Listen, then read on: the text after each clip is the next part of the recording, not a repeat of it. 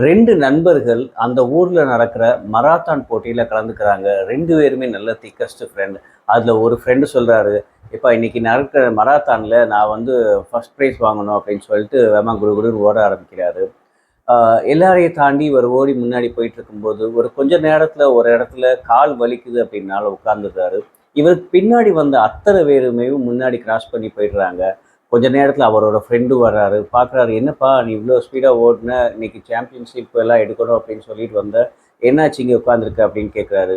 அப்ப சொல்றாரு, "எனக்கு கால் வலிக்குதுப்பா, அதனால உட்காந்துட்டேன்" அப்படின்னு. "சரி பரவால்ல வாப்பா, நம்ம 2 சேர்ந்தே முன்னாடி போய் ரீச் பண்ணுவோம் அந்த பிளேஸ" அப்படின்னு சொல்லி சொல்லி கூட்டிட்டு போறாரு.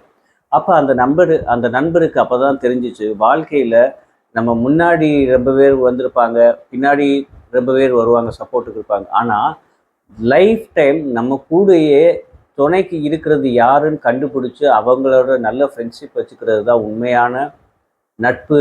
அதான் உண்மையான ரிலேஷன்ஷிப் அப்படிங்கிறத அன்னைக்கு தான் அவர் உணர்றாரு.